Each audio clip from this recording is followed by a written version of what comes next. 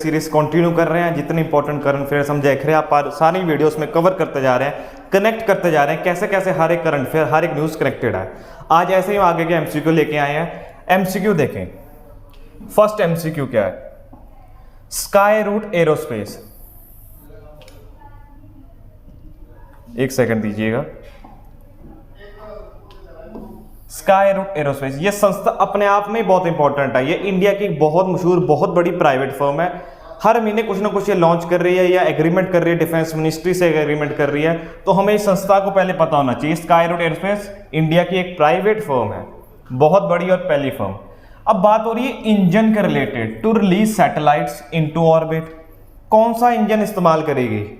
अगर हम नहीं भी पढ़ रहे न्यूज़, हम एलिमिनेशन मेथड से इस क्वेश्चन को बड़े आराम से कर सकते हैं। आप पहले ये दो ऑप्शंस देखिएगा, जीएसएलवी, पीएसएलवी। एसएलवी का मतलब ही जो होता है वो होता है स्पेस लॉन्च व्हीकल। चाहे आपको ये नहीं पता होगा पी से क्या है, जी से क्या है, ये तो स्पेस लॉन्च व्हीकल, ये तो खुद में ही रॉकेट है। ये होता है जियोसिंक्रोनस, ये होता है पोलर। पी से होता है पोलर और जी से है जियो सिंक्रोनस। तो ये ऑप्शंस तो है नहीं, ना ही ये होगी ना ये होगी। फिर आप दोगे ये दो ऑप्शंस रहेगी। टैगोर इंजन नहीं हो सकता, क्योंकि टैगोर रविंद्रनाथ टैगोर जी के नाम पे होगा, पर वो तो साइंस फील्ड में आए ही नहीं थे, तो उनके नाम पे हम इंजन क्यों बनाएंगे? तो ये नहीं, ये है रमन इंजन।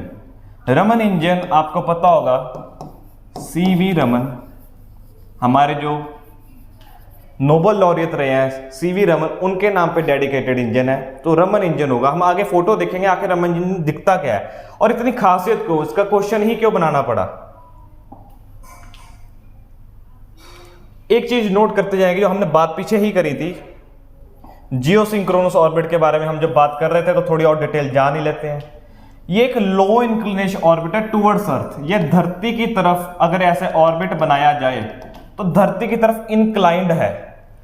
जो धरती का एक टाइम पीरियड है कि एक चक्कर कितनी देर में धरती लगाएगी, तो टाइम देखिएगा 23 घंटे 56 मिनट और 4 सेकंड। 24 घंटे पूरे नहीं लगते हैं, ये एग्जैक्ट टाइम लगाती है। तो जो भी इस ऑर्बिट में हम लॉन्च करेंगे सैटेलाइट, तो वो इतनी ही देर में घूमेगा। तो धरती जितनी देर में घूम रही है उतनी देर में अगर रॉकेट सेम पे घूमेगा, तो हमें ऐसा लगेगा वो एक ही जगह पे है। लिखा है it appears to remain above earth at a constant longitude. एक कांस्टेंट लॉन्गिट्यूड पे हमें मशहूर हो। अगर आप जानते हैं लैटिट्यूड ऐसे होते हैं और लॉन्गिट्यूड ऐसे होते हैं, तो कांस्टेंट लॉन्गिट्यूड पे ही लगता रहेगा, क्योंकि उसकी घूमने की स्पीड और धरती की घूमने की स्पीड बराबर है। हम रमन इंजन की बात कर रहे थे, हम रमन इंजन पे ध्यान देंगे। ये रॉकेट्स भी आपके लिए, ये एक टिपिकल रमन इंजन, हम रॉकेट्स की तरफ दोबारा आएंगे। आप रमन इंजन नोट करिए, ये टिपिकल रमन इंजन है, पर इसकी अगर ये फोटो देखें, ये 3D प्रिंटेड है, 3D प्रिंटर से बनी है। एक नॉर्मल प्रिंटर है जिससे हम अपने फोटोस्टेट वगैरह निकालते हैं, काम निकालते हैं, कुछ कलर्ड प्रिंटर्स होते हैं, पर ये 3D प्रिंटर्स है। कुछ ऐसा दिखता है एक 3D प्रिंटर। आप देखिए एक 3D प्रिंटिंग हो रही है किसी मूर्ति की। इससे टॉयज भी हो सकते हैं, इससे मैकेनिकल पार्ट्स चाहे कार के आप कर सकते हो, ये बहुत ज्यादा है। अब हम देखेंगे यहां तक की साइंस आगे बढ़ गई है, हार्ट तक 3D प्रिंट होके आ रहा है, जो हमारे शरीर में इस्तेमाल हो सकता है। ईयर्स तक 3D प्रिंट होके आ रहे हैं, कान तक लग सकते हैं, नहीं, इतनी आगे बढ़ चुकी है टेक्नोलॉजी, ये 3D प्रिंटिंग टेक्नोलॉजी। घर तक 3D प्रिंट होके आ सकता है। आपका पूरा पूरा घर, जो इतने इतने महीने लगते हैं आपको काम करने में, कुछ ही दिनों में, हफ्ते 1.5 हफ्ते में पूरा घर भी बना सकती है। ये इतनी आगे बढ़ चुकी है। हम जो पीछे पॉइंट नोट कर रहे थे, हम उससे करें। हम रॉकेट्स की बात कर रहे थे। आपको पता होना चाहिए कि हर एक चीज, स्टैटिक न्यूज है, करंट न्यूज है, सब कनेक्ट होकर ही एग्जाम में आएगी। तो अब देखिए हमारा रॉकेट, सबसे इंपॉर्टेंट रॉकेट है ये जीएसएलवी मार्क 3 रॉकेट। इसरो का सबसे स्ट्रॉन्गेस्ट रॉकेट है। स्ट्रॉन्ग कैसे? पेलोड कैपेसिटी 4000 kg तक पेलोड कैपेसिटी है इसकी। कहां पे?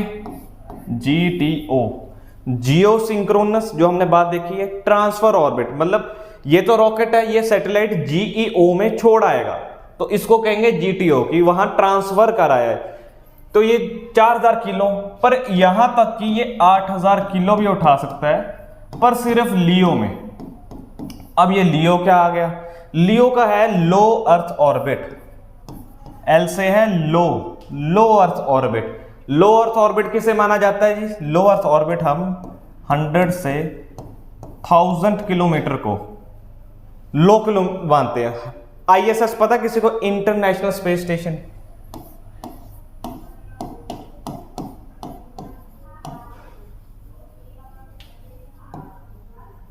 इंटरनेशनल स्पेस स्टेशन आपने सुना है कभी? यहां पे बहुत सारे एस्ट्रोनॉट, आईएसएस जो ऑर्बिट कर रहा है वो लियो में ही ऑर्बिट कर रहा है, जो हमने जाना है ये ऑर्बिट कर रहा है। अब और भी चाइना अपना बनाना चाहती है एक स्पेस स्टेशन, इंडिया भी एक स्पेस स्टेशन बनाना चाहता है। ये कुछ नहीं, एक स्टेशन समझ लिए, एक बड़ा सारा सैटेलाइट जिसके अंदर लोग रह भी सकते हैं, एक बड़ा सा ऐसे घूमता हुआ स्टेशन जिसके अंदर लोग रह भी सकते हैं। बहुत संस्थाओं ने इकट्ठे मिलकर बनाया है स्पेस में रिसर्च करने के लिए। तो आईएसएस कहाँ घूमता है, लियो के अंदर। ये कितना लियो में लेके जा सकता है, 8000 किलो, जीटीओ के लिए 4000 किलो। इसके अलावा और क्या इंपॉर्टेंट है, इसके अलावा आप यहां देखो, इसका लिखा है किस तरह का फ्यूल इस्तेमाल करता है। इसके अंदर सॉलिड फ्यूल भी होता है, फिर सेकंड स्टेज पे आ जाता है इसका लिक्विड फ्यूल, आगे जाके आ जाता है क्रायोजेनिक। बहुत इंपॉर्टेंट बात है, ये तीनों ही फ्यूल इस्तेमाल होते हैं इस रॉकेट में, तीनों ही फ्यूल इस्तेमाल होते हैं इस रॉकेट में। क्रायोजेनिक कुछ नहीं होता, अगर आप काफी ज्यादा ठंडा कर दें किसी मटेरियल को, माइनस में जा रहे हैं, -150 उससे भी ज्यादा आगे जा रहे हैं, तो जब हम किसी मटेरियल को जब हम ठंडा कर देते हैं उसकी प्रॉपर्टीज में भी कुछ फर्क आता है। अगर वो थोड़ा सा थ्रस्ट कर सकती है, इतना ठंडे लिफ्ट होती है, तो हम कहते हैं क्रायोजेनिक स्टडीज हो रही है कि ठंडा करने पे मटेरियल कैसे रिएक्ट करता है। तो हम यहाँ पे, अब ये तो रॉकेट तो गर्म होता है, आपने देखा होगा, बहुत भाप छोड़ेगा, आग छोड़ेगा, तो इसी आग की वजह से ये ठंडा मटेरियल गर्म होकर आगे इस्तेमाल करा जा सकता है। जैसे पानी गर्म होने पे स्टीम निकलती है, एक तरह वैसे ही। तो हमें याद रखना है इसका पेलोड, जीटीओ और ये तरह का, और नाम सबसे इंपॉर्टेंट हमारा ये रॉकेट है। आगे देखते हैं, इस इंफॉर्मेशन को देखिए। Rocket engine are reaction engine, of course chemical अंदर रिएक्ट करेंगे, आग निकलेगी। The basic principle driving a rocket, कि क्या चीज उड़ा रही है, वो एक न्यूटन का प्रिंसिपल है, याद रखिए Newton. To every action there is an equal and opposite reaction, हर एक एक्शन का उसी बराबरी का और एक उल्टा एक्शन भी होगा, रिएक्शन भी होगा। आपने एक्शन करा, उतनी ही फोर्स का उल्टा भी एक रिएक्शन होगा। इसी बात पे ये इंजन चलते हैं। अब ये सारा जो पैराग्राफ है ये हमें बता क्या रहा है, ये कहता है धरती पे जो हवा निकलेगी, जो एग्जॉस्ट उसमें से निकलेगी, रॉकेट उड़ेगा, जो भाप निकलेगी, गैसेस गेटिंग आउट। अब धरती पे इतना अच्छा रॉकेट असल में नहीं उड़ पाता, क्यों, हमारे एटमॉस्फेयर बहुत अफेक्ट करता है, उन गैसेस को निकलने के लिए ज्यादा जोर लगता है। पर जब जैसे ऐसे ही वो स्पेस में जाएगा, वहां कोई एटमॉस्फेयर नहीं है, क्योंकि वहां एटमॉस्फेयर ही नहीं है, वहां पे जो गैसेस है बहुत इजी और फास्ट तरीके से निकलती है। तो आपको याद रखना है, रॉकेट स्पेस में और भी बढ़िया उड़ते हैं धरती के मुकाबले में, आपको ये बात ध्यान में रखनी है, और न्यूटन का प्रिंसिपल याद रखना है। बाकी आगे हमने देख लिया है। अगले क्वेश्चन पे आए,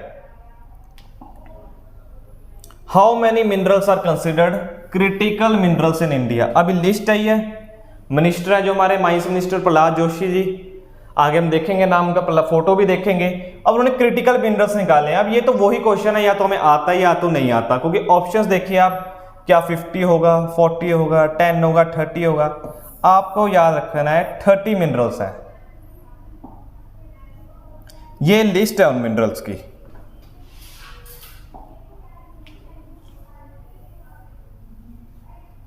ये उन मिनरल्स की लिस्ट है। लिस्ट आपको याद नहीं रखनी, मैं ले आया, फिर भी बाई चांस आपने कुछ सुने हो, किसी को प्रॉब्लम हो, आपको सिर्फ याद रखना है क्रिटिकल मिनरल्स कितने माने जाएंगे इंडिया में, 30। और ये किसने बताई है ये इंफॉर्मेशन, हमने बात करा है, प्रहलाद जोशी जी ने बताई है, जो है मिनिस्टर ऑफ माइंस। याद रखिएगा, मिनिस्टर ऑफ माइंस। हमने पिछली वीडियो में, कुछ वीडियो पहले, geological survey of training institute की बात करी थी, वो किसके अंडर आता है, मिनिस्ट्री ऑफ माइंस। कौन मिनिस्टर है, प्रहलाद जोशी जी। प्रहलाद जोशी जी ऐसे दिखते हैं, आपको विजुलाइज भी कर लीजिए। थर्ड की तरफ आए, MCQ third, inter university centre for astronomy and astrophysics. Has delivered which telescope to the ISRO.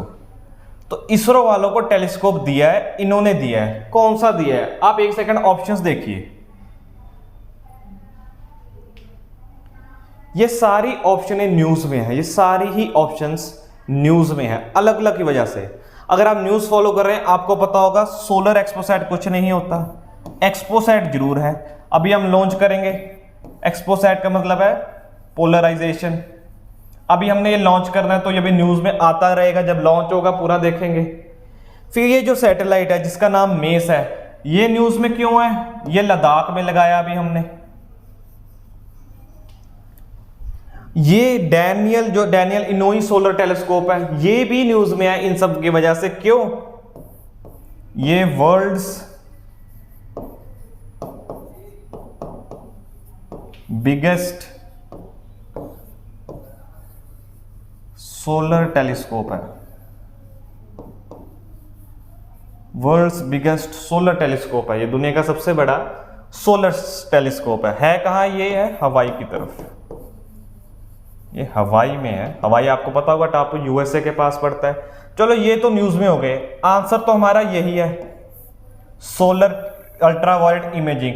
ये अभी रिसेंटली इसरो को दिया है। अभी इतना सोलर क्या ही हो रहा है सूरज की तरफ। आपको पता होना चाहिए सन की एक साइकिल चलती है 11 to 12 ईयर्स की, जब वो ज्यादा एक्टिव होता है। 11 से 12 साल की एक साइकिल चलती है जहां वो ज्यादा एक्टिव होता है, क्योंकि उसके 11 से 12 साल की एक जो साइकिल चलती है उसके एक्टिव होने की। अब ये साइकिल 2024 में आने वाली है, ये ज्यादा एक्टिव। इस वजह से हमारी इंटरेस्ट बढ़ गया कि हम सन को स्टडी करना हो, जब वो ज्यादा एक्टिव है तभी करेंगे।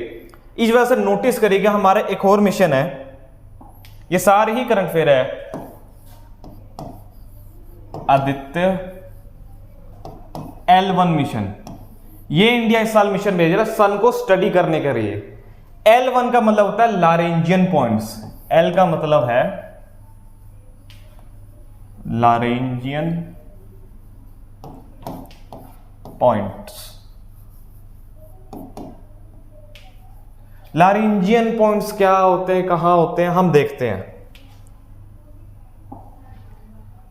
अगर हम धरती बनाएं, अगर ये सूरज है, ये धरती है, यहां पे एक पॉइंट मिलेगा आपको, यहां पे पॉइंट मिलेगा आपको, ये है L1।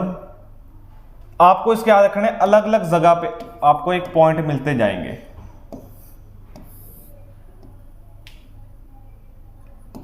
L2, L3, L4, ये ऐसे ऐसे करके 5 पॉइंट है धरती के आसपास। इन्हें कुछ नहीं, ये पार्किंग स्पॉट है। जैसे आप गाड़ी लगाते हैं ना पार्किंग में, कि अब यहीं खड़ी रहेगी, कोई हिला के नहीं लेके जाएगा।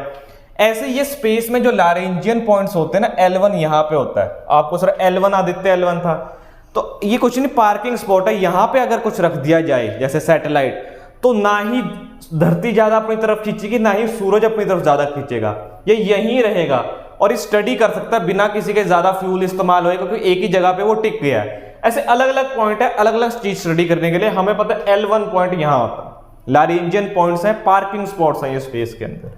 हमने काफी कुछ देखा, आगे चलेंगे। ये कुछ टेलीस्कोप है, ये इंफॉर्मेशन आपके लिए इंपॉर्टेंट है।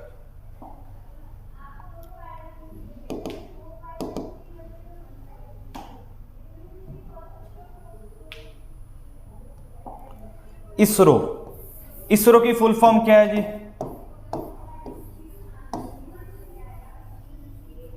इंडियन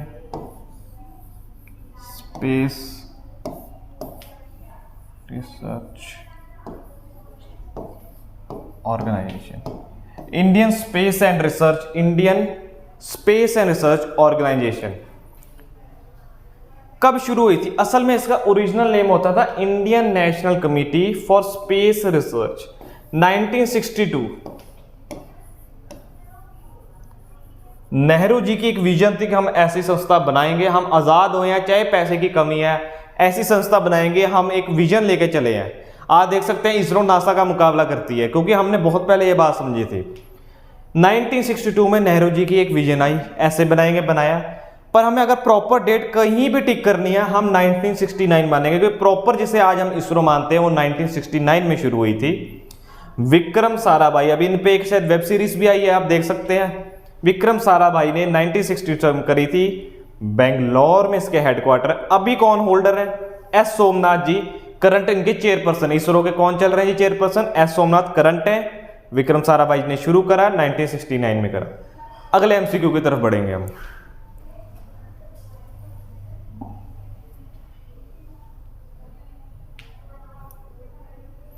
फोर्थ एमसीक्यू देखेंगे।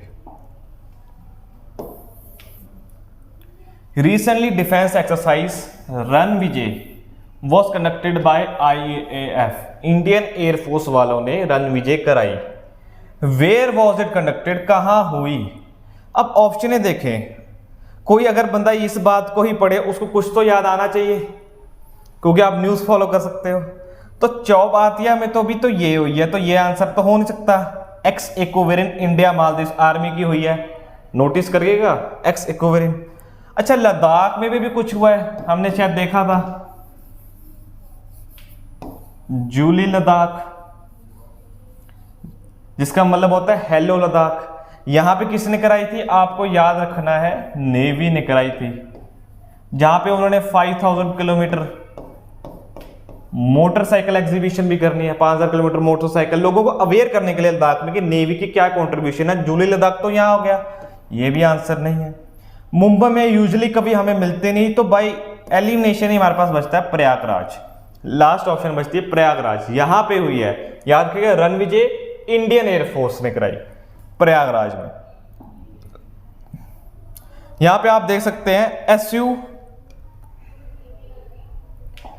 SUMK-30, ये है जी SU-30 हमारे, ये जो जहाज है ये इस्तेमाल हुए हैं। कुछ लोग जो डिफेंस की कर रहे हैं तैयारी, आगे देना चाहते हैं, ऑफिसर बनना चाहते हैं, आपको पता होगा इंटरव्यू लेवल आप चले गए हो, अब आप ऐसे ही तुक्के से आपका FCAT क्लियर हो गया, वहां बैठे हो, कहते मैं एयरफोर्स ज्वाइन करनी है, वहां फोटोएं भी लगी होती हैं जहाजों की, आपसे इंटरव्यू ने पूछ लिया आप बताइए कौन सा जहाज है, आपको नहीं पता लगा तो प्रॉब्लम आएगी।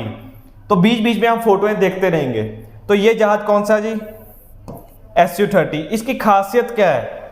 आप देखिएगा 4.5 आवर, 4.5 घंटे कॉम्बैट मिशन, रेंज 3000 किलोमीटर की, इतनी रेंज और इतना कुछ खासियत हमें पता है, तो हम इंटरव्यू के आगे कुछ तो बोल सकेंगे, याद रखिएगा। फिफ्थ एमसीक्यू की तरफ आइए, बहुत ही इंपॉर्टेंट एमसीक्यू है। सेबी, पहले तो सेबी का हमने देखा है, कब बनी थी यह संस्था? 1988। पर इसका एक्ट कब आया? 1992।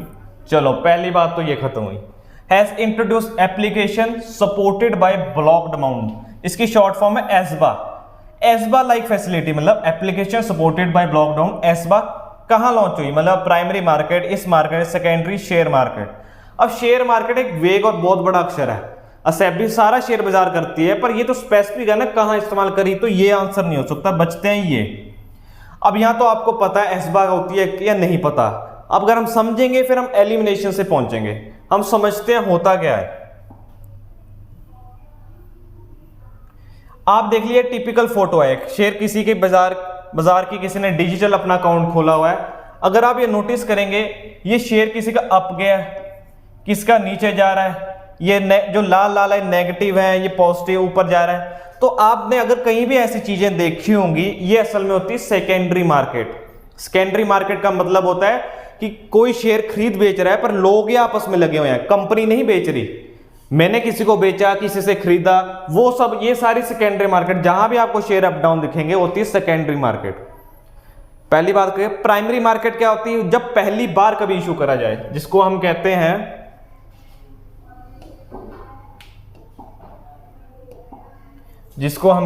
IPO, initial public offer.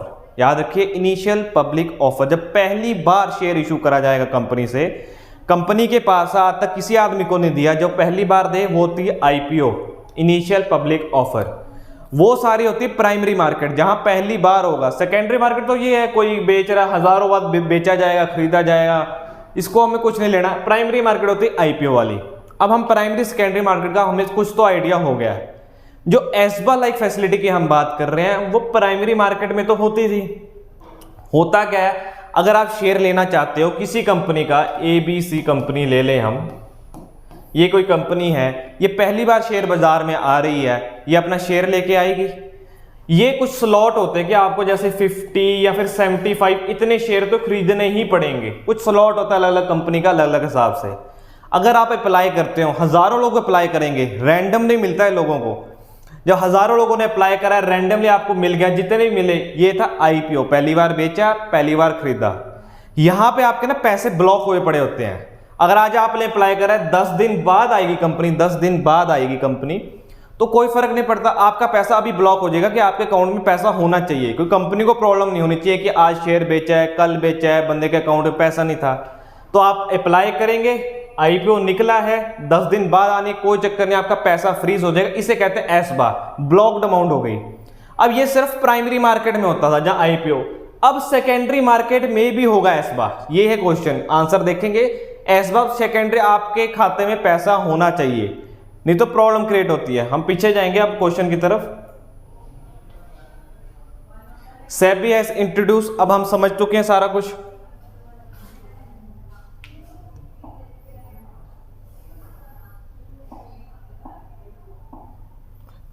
Answer क्या है? Secondary market.